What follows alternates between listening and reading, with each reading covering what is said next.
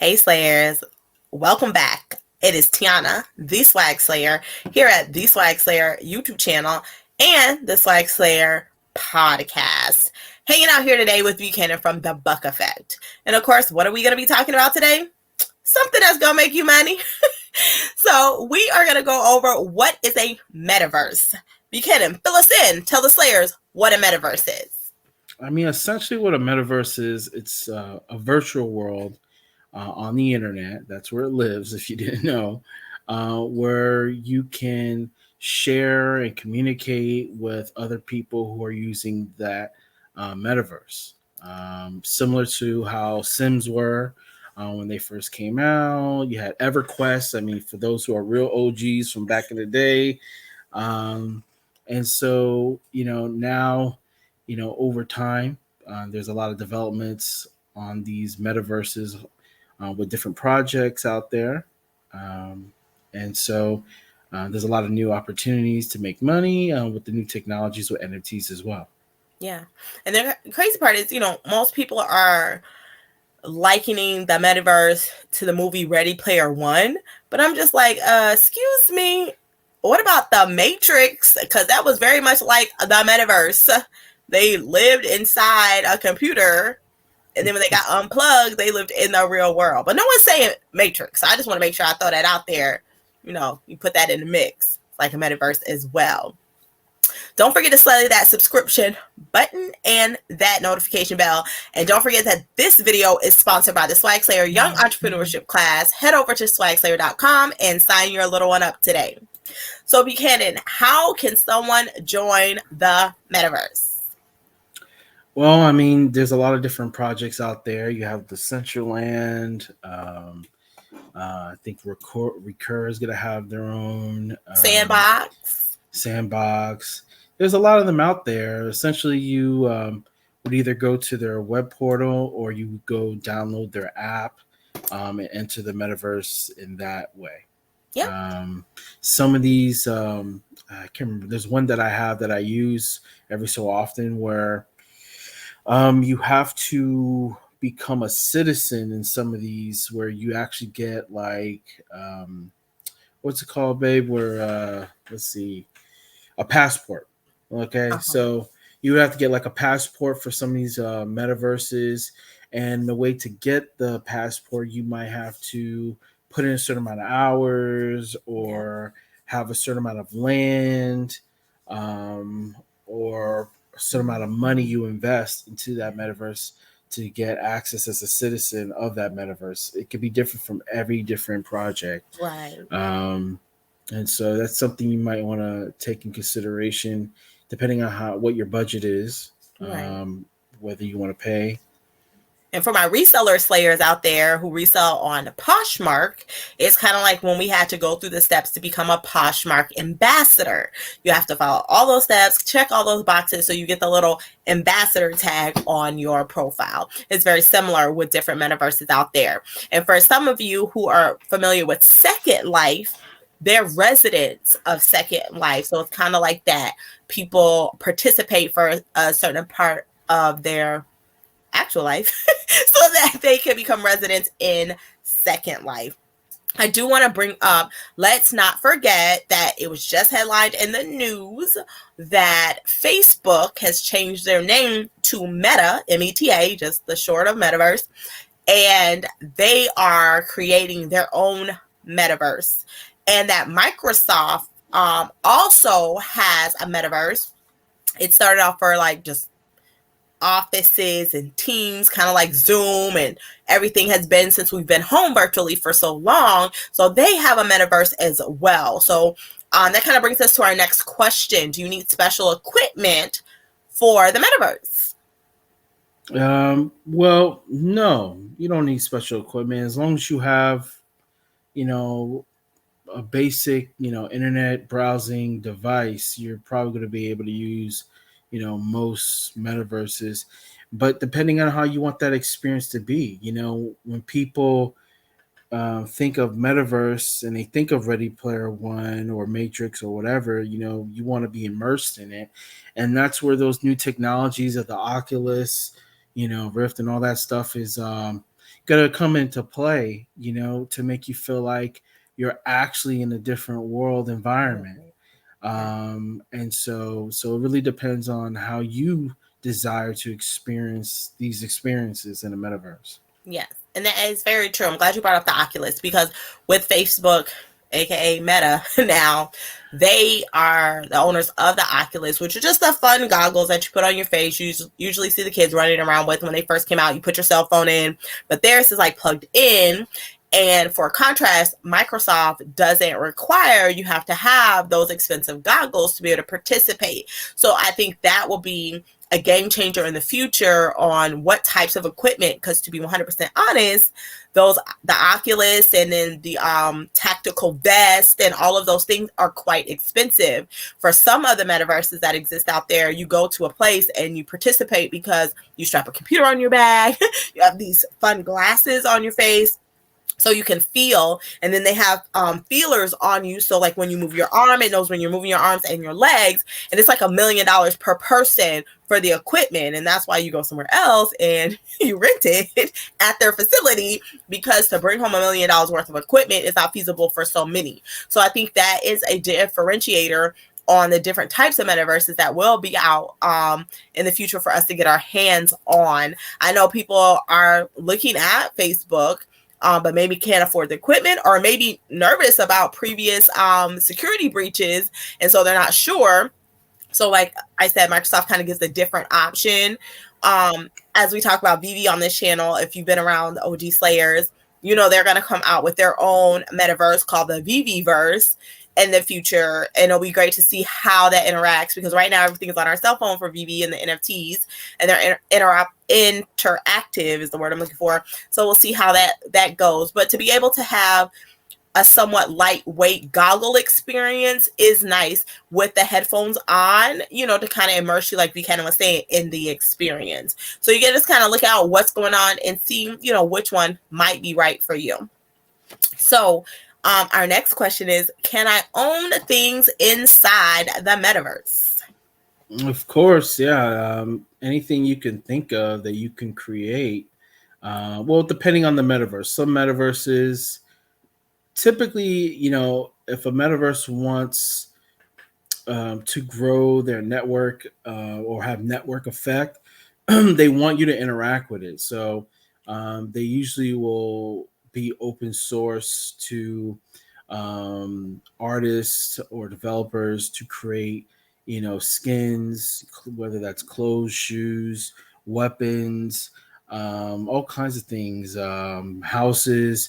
So you can create those things and build them in their metaverse world, and just have a better gameplay experience with other people.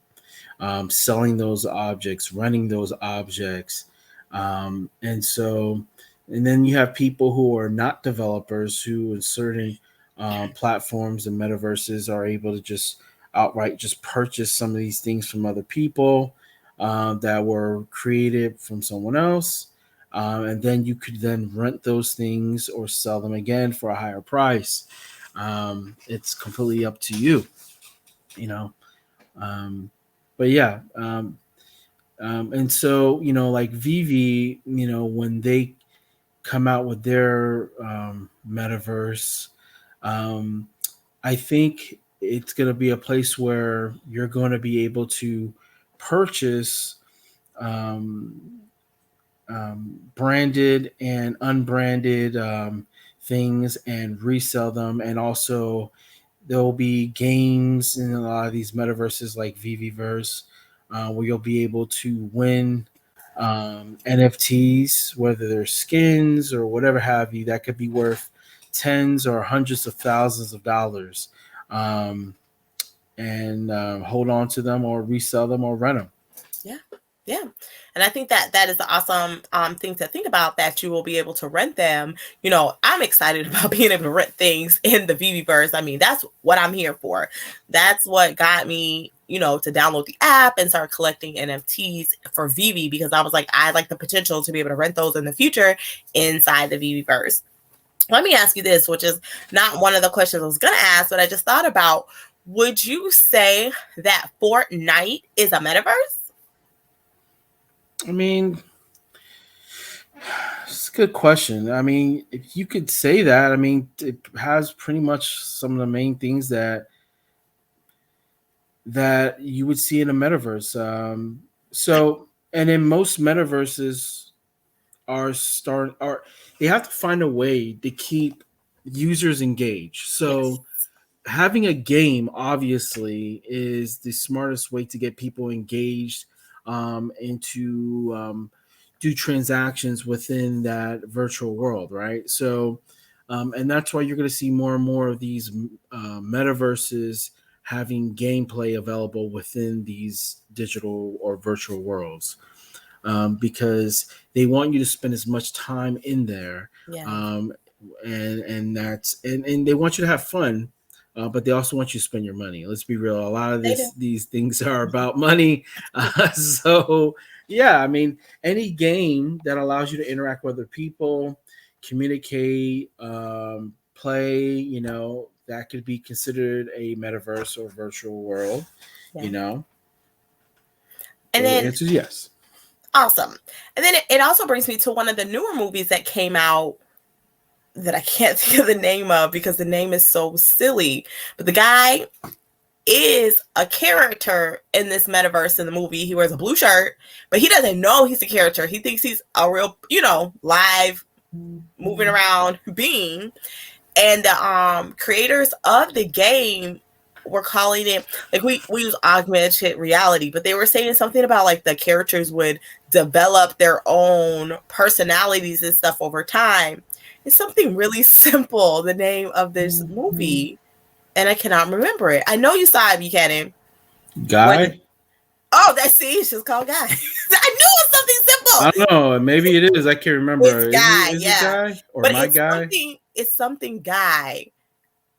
It's the name is so dumb, because even when I heard the name I was like, that movie sounds stupid, but then when I saw the movie I was like, oh, that makes sense. I mean, the name is dumb. Yeah, But well, once you Ryan saw Reynolds. it, you were like, oh, but like, that is a metaverse free guy. That's what it's called, Free free guy. Okay. guy. And I was like, who wants a free guy? Like, I was so confused. But anyway, free guy is also a metaverse movie. That's from, now I think it came out 2021. I So think yeah, so. 2021. So it's a newer movie that kind of simulates what a metaverse is going to be like as well. So I just wanted to point that out. We were talking about Ready Player One and Matrix, like old school movies, but that is a newer movie that you can refer to as well. Yeah. So the last question is, which you kind of already answered, what metaverses are you a part of? You said you were a part of one. You're looking forward to being part of the VV-verse. Is there any other metaverse that's on your radar that you'd like to be a part of? Well, I mean, I know like Gary Vee has been pushing Recur, and they have some brands. I think they have like they might have Nickelodeon brands and Hello Kitty. And there are people who are big fans of some of those brands. Hey Arnold is one I could think of right off the top of my head. I think long term, I think Vivi, their Viviverse is gonna be huge. I Yeah. mean, you're talking. They have, I mean, between Pixar, Disney, CBS, I mean, they have like almost every major brand and studio movie company already a part of their project. True. You know what I mean? And like, you got to think of every favorite movie you ever had, every little prop in that movie that in real life you probably could never buy it. Mm-hmm. And if you could buy it, it would be hundreds of thousands of dollars or millions of dollars to purchase it in an auction. And they're going to be making these props all available 3D, ready, 3D animated for this virtual world where you're going to be able to play games and interact with other people. I think they're going to be the Amazon, um, the Amazon of the metaverse. And so, it's first come, first serve. If whoever, gets there first and gets their hands on some of these collectibles, is going to be able to rent them out and make a significant amount of income. It's true. It's very true. I was just in my BB app this morning, and I purchased, I don't know the name of it, Slayers. Y'all know I'm bad with names, but I had purchased like a mini character thing. I forget what it's called on VV, one of the NFTs during a blind box. Marvel Mighties or something like that. I don't know. Sure. Mighty Marvels. So, yeah. When after the blind box was done, they were all sold out. The market usually opens about an hour and a half after, and the blind box was $13.99, I believe, or $13. I can't remember. And then people were selling some of these characters for less than $5 after they just, now granted, let's call a spade a spade. It was 13 gems, and then they were selling them for less than 5 gems because right now you cannot cash them out for actual fiat yet. Fiat again is your home currency. So I just picked up 3, I spent 15 gems. I got 3, which was still only $2 more than if I had just gotten 1. But then I was doing the math today, and I thought, if I spent $1,000 and got 200 of these little mini NFTs, 2 months ago, they are now selling for $100 in the market. I would have turned $1,000 into $20,000. So it's just little things like that is why we even come on the show. Let me remind you, those listening on the podcast, we are not professionals. This is not financial advice. This is just our own experience and for entertainment purposes only. Definitely consult your CPA, your financial advisor, your lawyer, or whoever it is, your tax advisor about these type of things. Because we're just here to kick it and have fun and open your mind to a new avenue. But you always got to talk to a pro because it's not us. But that was something I could have been able to do. I just didn't think about it. 3. I was like, oh, I got 3. I put them in my showroom. I was like, yes. I stacked them on top of each other. So they look like they're flying off into the distance, all this fun stuff. But I wasn't thinking long term about, and then even now when I look into my VB app, it tells you about how much you spent. I was looking at mine last night and was like, excuse me, what? Who is in here wasting money like this? That was my first thought because they're not tangible. And my personality is I like things I can touch. And an NFT and digital currency and the metaverse are not tangible things. And so for my personality, that I do it because I know that I'm investing and want to grow different things. But when I'm not in my boss mindset and I'm just my regular chill out on my pajamas on the couch and I saw the dollar amount or the gem amount that it said I had spent, I was like, somebody get this girl and where's her mama? Because she spent all of this money. But then I sat down and looked at the growth of those NFTs in gem currency of how much they're worth now. And I mean, it made logical sense. So don't discount that. Yes, you can't move them all around right now because you will be able to. This is definitely one of those things that I truly believe is a long hold. If you're going to be in the crypto market, if you're going to be in the NFT market, if you're going to be in the metaverse market, it just started. So you're going to have to get in there, make some good decisions, put some boundaries in place for yourself, and just say, okay, if it ticks these boxes, then it's a yes. If it doesn't tick these boxes, it's a no. So set that up front so you're not emotionally making decisions because that is not going to be able to set you up for whatever success and future goal that you have. Again, I am not a professional anything. I'm just me, Tiana the Swagslayer. We over here kicking it entertainment style. But those are things that you can think about. So with that, Buchanan, do you have any words for closing? Well, I mean, guys, okay. So this is what I'm going to say. I think, there's so many people I've met over the years who are like, man, you know so much about so many different things, and I don't know, I felt like NFTs has been around already too long where I can't cash in and make money off of it. And, Guys, there is always opportunities to make money. She just said she spent like $15 and got like a 10x. You know what I mean? Like, come on, guys. you know, if you want to make money, just start. Just start somewhere, and you'll make mistakes, but you'll learn and you'll grow, Yeah. and eventually you'll be able to capitalize on your wisdom that you've gained, doing something rather than doing nothing and hoping for the best. Yeah. And for my resellers out there, most people think we sell trash for profit. And let's be real, we do. Because if I don't find it a new home, it will end up in a landfill and become trash. And because I've taken the time to photograph it, search it out, and ship it off to you when you buy it, is now not in our landfill. So if you want to say that I turn trash into treasure, heck yeah. Ding! That is what I do. And here in the NFT, Metaverse, digital currency world, we can do the same things. We can take things that we find and we learn and we've studied and researched and be able to turn into a profit for ourselves and our families. So I want to thank you. But hold on. But what's even greater is these are brands that people already love. We don't got to convince people the value of Marvel characters and Disney characters and Ghostbusters and Back to the Future and Jurassic Park and Star Wars.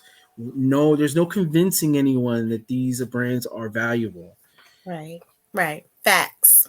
So thank you so much, Slayers, for hanging out with myself, Tiana, the Swagslayer, and Buchanan from the Buck Effect, and we'll catch you next time.